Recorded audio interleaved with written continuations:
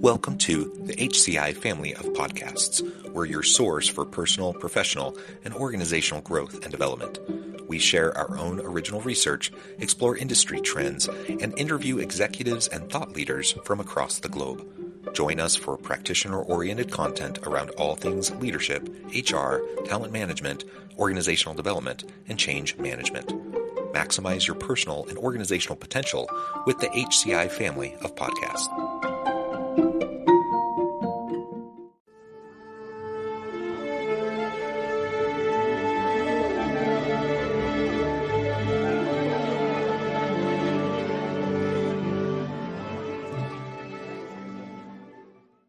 Surabhi Lal, welcome to the conversation today.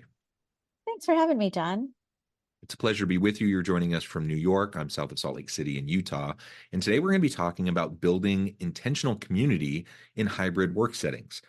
Now, community is important in any workplace, but it can be extra challenging when you have remote workers or hybrid workers. And in some cases, I think it's even more challenging in a hybrid environment than in a fully remote environment because you're juggling people who are there in person and people who aren't and back and forth.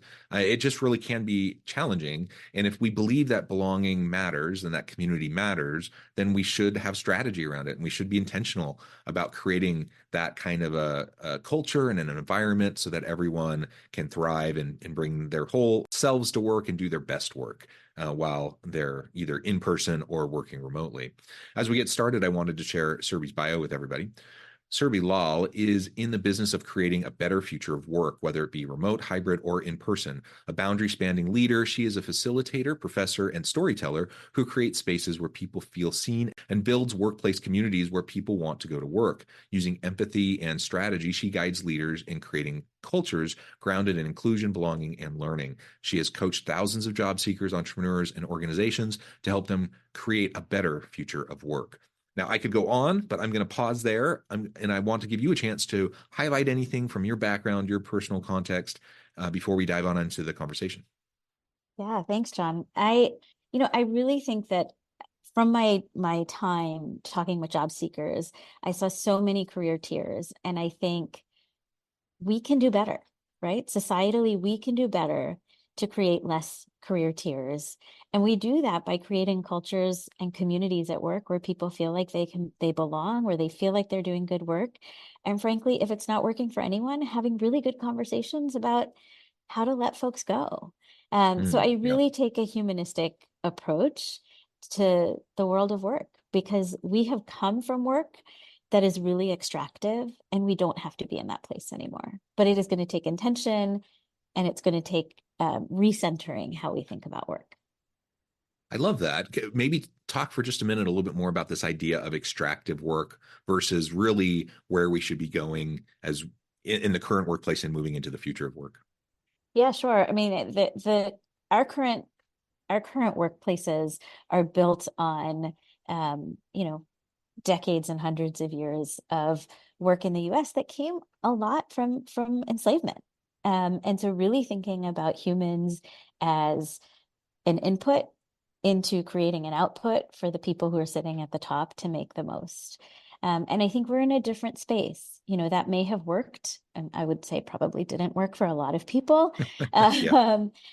But now we're in a place where people have a lot more agency, there's more freedom, and we still have vestiges of this old kind of sense of work. So command and control leadership, for example, comes from that. And now we think about leadership as coaching. We think about leadership more in an education sort of space. We think about how does everybody feel like they fit and belong and create together. We have self-managed teams. We don't have people. I have not met somebody who says, I want to work for a micromanager. So in that sense, things have shifted. And as we are moving into a space where we are going to rely on technology more and more, we actually have to rely on each other as humans more and more as well. Mm-hmm. Yeah.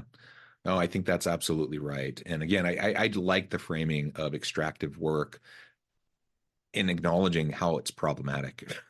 And just because that's how it was always done in the past doesn't mean it's how it should be done currently or in the future. And we can get to much more empowering forms and models of work today that are better for everybody. You also highlighted just a moment ago, it worked, quote unquote, worked for many, but it absolutely didn't work for a whole lot of people. And exploitation is never a winning long-term strategy, in my opinion. And so, whether we're talking about environmental exploitation or employee exploitation and extraction, et cetera, like it's problematic. There are all sorts of perhaps even intended consequences, but certainly unintended consequences that come from that. And so, taking a more holistic, healthy approach towards just our general vision of work, I think is really, really important as we move into the future. And as I teased the topic for today, I talked about how community and a culture of belonging is important in the workplace generally, but certainly for hybrid work communities, hybrid work settings. But let's start broad and then zoom in. Can you tell us a little bit more from your experience and perspective? Why is community and belonging so vital? And why, if it's so important, why are so many organizations struggling with this? Yeah, so I would say that, we talk in so many spaces about a business case and a human case, and the business case is retention, right? If you want to retain and attract your best employees, then they want to have a sense that they're there. I mean, I look at, and I'm sure you do too, look at what generations in the workplace want. And we think about Gen Z being this large force of work that's coming in, and they want a place where they feel like they as humans, as people, are going to be valued. We saw this one with millennials, less so with other generations, but I think all of us, I think there is we have a human need to belong. Yeah. And if you look at current surveys, more people are making friends at work than they are at other institutions. And so there is this sense that we have of needing to be connected to the people we work with. So the business case, I would say, is attraction and retention. So we want to attract good as an employer. You want to attract really great talent. And if you have really great talent, you want to keep them and you don't want them to go because they are experiencing a traumatic workplace. They're experiencing a lack of belonging. They're experiencing a lack of connection. They feel like they're not valued. That's going to make people go. And we see that over and over again in workplace surveys. They might, and I've heard this in my own experience. I love the work that I do day to day. I just can't be with the people anymore. And Mm-hmm, so that's mm-hmm. what causes people to go. Yeah. I think from a human case, work is a huge institution and is a huge opportunity that I find I have left every workplace I've had with a really good friend who I've kept. Right. So Mm. this is different than Gallup's "do you have a best friend at work" sort of piece, because some of those best friends at work, you leave work and they're no longer part of your life, or they're on your Right. annual greeting card list. But some of them really do become very close friends. And I've had that experience throughout my life. And I think that sense of a workplace being a place of connection and works, especially now in a hybrid and remote setting, you and I could be working together. There's no Mm-hmm. way 10 years ago that it would be easy for you and I necessarily to work together on a day-to-day basis. But because we have spaces where people are meeting like we are virtually and having this Mm-hmm. conversation virtually, there is just going to be so much more need for us to understand each other and for us to talk with each other and get to know one another. And that's how our world is working now. And that's certainly how it was working in the pandemic. And I think for employers, it opens up so much possibility to be able to hire somebody in New York or in Salt Lake City and have them work together. But we're going to have really different points of view potentially. We're going to have different day-to-day experiences. And if we added somebody who was living in a really, really rural environment, their day-to-day is going to look really different than somebody who's in an urban environment. So I think from a just how we work together and how we understand each other, that's important too.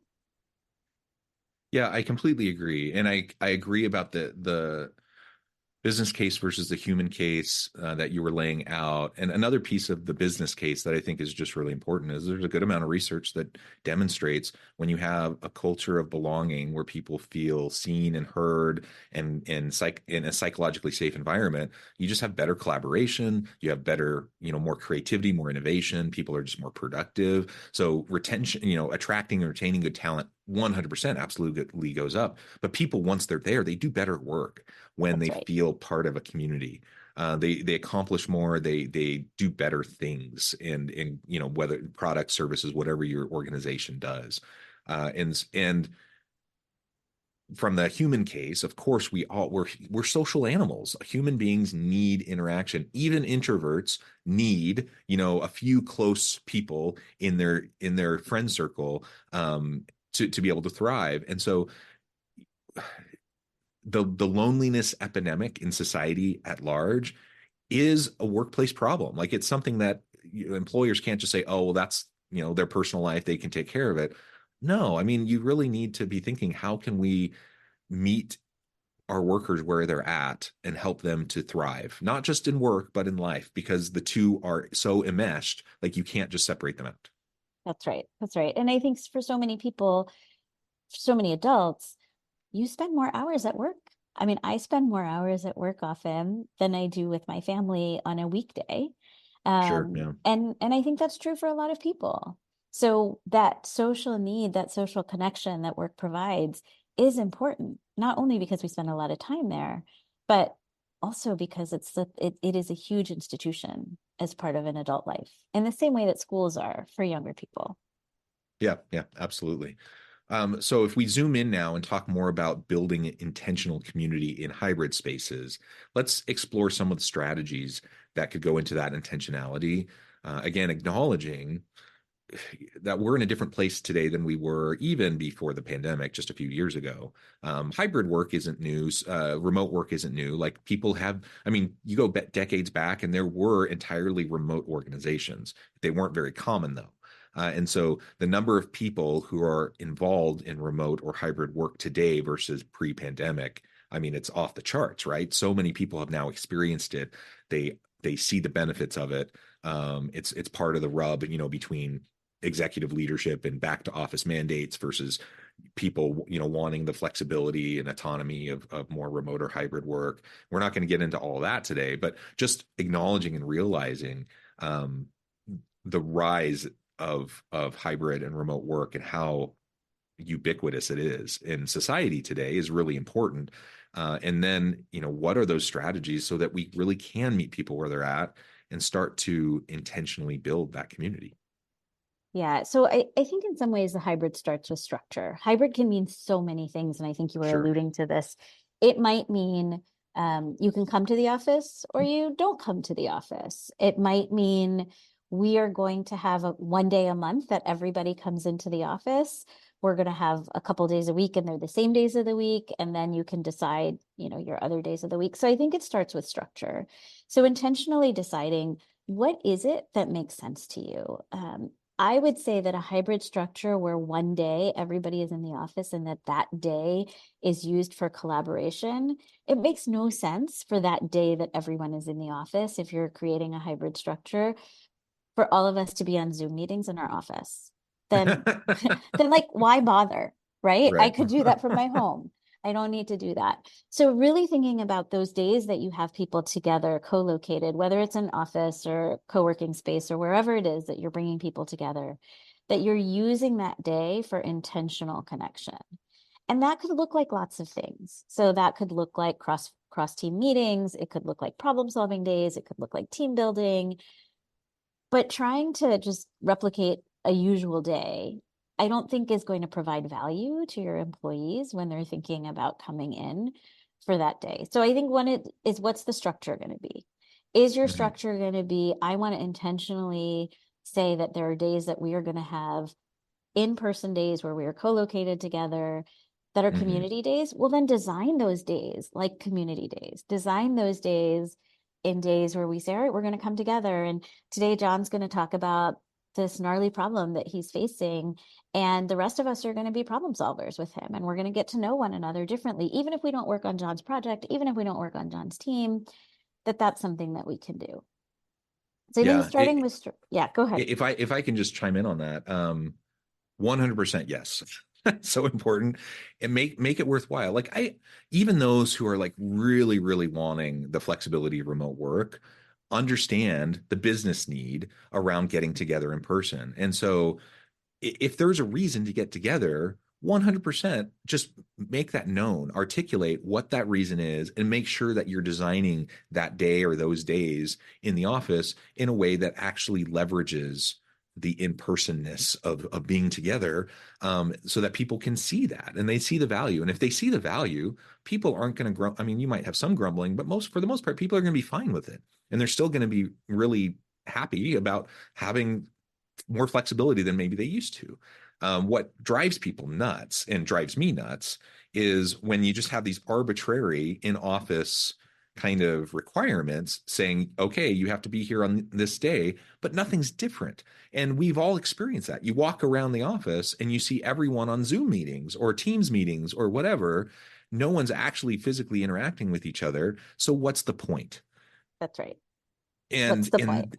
and what's the point? And that drives people nuts, especially if they have a 2 hour commute or whatever, like they have kids stuff at school that they otherwise would have the flexibility to go to or whatever. Like just make sure that it makes sense and it's not just some arbitrary thing that I think it's important that everyone's in the office 2 days a week, or whatever.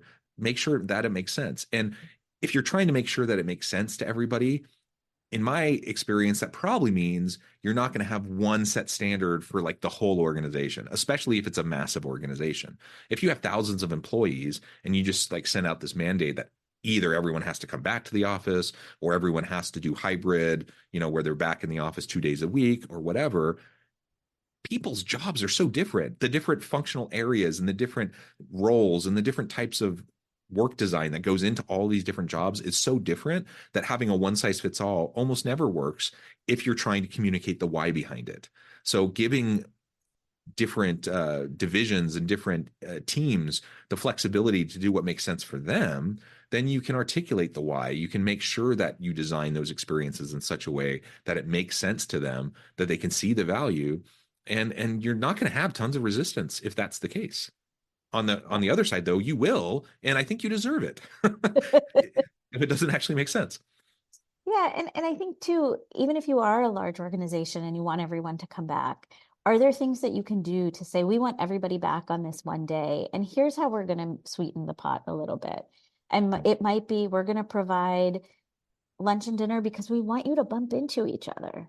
Because you don't bump into each other on Zoom. You're either invited to the meeting or you're not. You're not walking Mm-hmm. out of that meeting together. So some of those informal connections aren't going to happen. So even if you are saying we're a big organization, we want everybody to come back at a certain time, but you can create these pockets of space where people can connect, in intentional and unintentional ways. So is that, I know of an organization that provides lunch, for example, on the Yeah. first Thursday of a month. And that's a way to gently encourage people to come into the office, but with a purpose, which is we're going to provide lunch or we're going to provide breakfast so that you all can connect and socialize with one another. And that is part of community building. There's no better community building truly than eating with your colleagues and kind of taking some of the work pressure off, and just having a conversation. So I think there are lots of ways to do that. And on the flip side, I think the return to office mandate comes with this assumption that if we're all in the office, culture is magically going to be wonderful. There are Right. plenty of people who will tell you that that's not the case. And as Yeah. we were just talking about, if you're commuting in to just sit in your office and talk to no one else who's on your floor or in your team or in your organization, then you could be doing that from home. You could be doing that from a mountaintop. It doesn't really matter. But you And can I think you may be more productive on that mountaintop. I know I would much rather be like sitting at a table in a beautiful park watching the river flow by than like stuck in some drab office especially if I'm trying to do more kind of thoughtful, creative types of work, right? Yes, So, right, just I 100% agree. Just be aware of some of these dynamics, and being in person can make it potentially easier to foster the type of culture, positive culture that you might want to have, but you still have to be intentional about it. It doesn't just magically happen. I mean, culture will emerge regardless of whether you have a plan or not, but it may not that's be right. the culture you want, and it probably won't be as healthy as you want, and there'll probably be toxic elements to it. So if you're going to bring people back in, yeah, I mean, that could make sense, and it could be the best thing for the organization and for your team, but it's not just magically going to be just because you happen to be in person. And there are things that you can do when you're not together to also create that culture. And I think this is the piece that people often miss. Hmm. So I think about things like if you're using Slack or Teams or any of these types of things, how are you building community there? Are Hmm. you asking people, like share the third? I mean, these are goofy, and I think a lot of people did this when many of us were in our homes working because we had to be socially distanced. But what's the third picture on your phone? Tell me a story about it. What is something fun that you did this weekend? Let's start our meeting with a fun question, right? These are all things that work in person. And by the way, they also work when you are remote.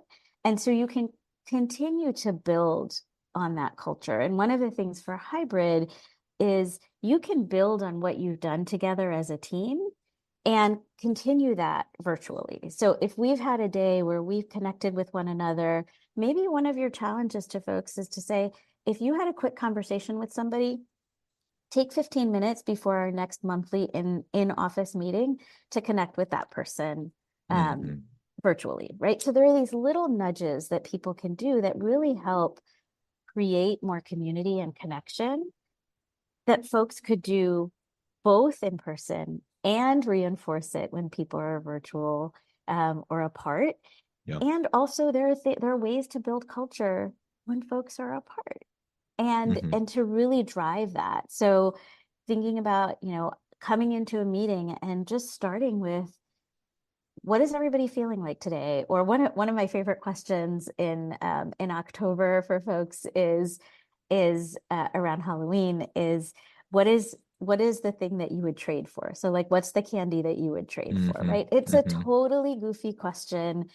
It works if people have gone trick-or-treating, and it does for many people create this visceral memory of sitting down and saying like I don't want, sitting down with your friend and saying I don't want this, I want this. So what's your give and what's your trade, for example. um, Goofy question, but it opens up this human piece of like, oh, I didn't know that. And then if you're the leader and paying attention, you make a list of all of everybody's favorite treat, and the next time they're in the office, maybe some of those magically appear, right? So there are all of these ways that you can really thoughtfully build connection. And food isn't the only way, but it is a good way. It's a But great there way. it's a great it's a great way. Right. I mean, I'm not sneezing at anybody who leaves me chocolate, but I do think that there are these things that you can do that get reinforced both in person and virtually. And we don't often think virtually about creating those spaces for those connections. I even think about, if you're on a Zoom of 30 people saying, we're going to spend the first 5 minutes, you're going to connect with somebody in a breakout room and you're going to answer the prompt to this question. Like, Hmm. you don't know who that person is. Maybe they're not somebody you usually talk to, but it's a way to build that connection and belonging and trust, which is what's going to help as we continue to work together. Yeah. And when you're isolated and in silos, it's hard to have that trust. So that's one of those really powerful benefits of community and creating a culture of belonging. When people get to know each other, that you fundamentally create a different environment where trust can emerge, which is essential if you're going to collaborate with people and try to do, a, deal with the really hard, complex challenges and issues that your organization may be facing. And everything that you just described, great examples, great strategies, great steps and tips for leaders to keep in mind as they're trying to do this within their hybrid teams and hybrid settings. Let's also remember, like, I think most of us did all of this just a couple years ago during the pandemic. Like, let's remember the lessons we learned when we were forced to do it. just because now we're not forced to, and we have more flexibility around whether we're in person or hybrid or remote, there's still benefits to each of those models. And we need to have an intentional strategy around what we're choosing to do and why. And then let's not forget the lessons from when we were forced to do it a particular way. No, I don't think many people, especially in the early days of the pandemic and lockdowns, I don't think many people were super thrilled about that situation. But I saw so many examples, really positive examples of leaders intentionally leading out with empathy and trying to create that sense of community within their teams. And then I don't know, like we just kind of got apathetic around that, or kind of lazy around that. We just kind of figure, it's whatever. But no, like we still have to be very intentional about it. Let's not forget those lessons. Yeah. The only last thing I'd add, because I know that we're coming close to time, is I implore leaders and people managers not to cancel their one-on-ones. I think their Right. one-on-ones is Yeah. it's a huge connection point. It's a huge lever of creating belonging and community individually, but also finding out things like, hey, do you have an idea, John, about what we might do at our next day that we're all together? Or are there ideas? And that's some leadership that you can distribute among the team and give people credit. And so that is the other piece I think goes a long way in building trust and community, is for leaders to keep their individual meetings with their direct reports. Yeah, 100% agree. Well, thank you so much. I note the time, like you said, I'm going to have to let you go. But before we wrap things up for today, I wanted to give you a chance to share with the audience how they connect with you, how they can find out more about your work, and then give us the final word on the topic for today. Absolutely. So I'm on LinkedIn, and then on my website, www.surabhilal.com. I hope that we can get those in the show notes. And as promised, I'm in New York, and there goes an ambulance if you can hear it. I would say the last thing is that community building, we often think about it as not having a place at work. And I would say community building is about creating a really strong and positive organizational culture within your team, within your workplace. And there's so many lessons that you can get from different parts of your life that you can bring into work. I love it. I love it. I hope we can all be more intentional about creating these cultures of belonging and communities, really anywhere we happen to be, but in the workplace, it's very, very important. Thank you so much for taking your time to be with us. I encourage the audience to reach out, get connected, find out more about how you can help them. And as always, I wanted to invite everyone to stay healthy and safe, to find meaning and purpose at work each and every day. And I hope you all have a great week.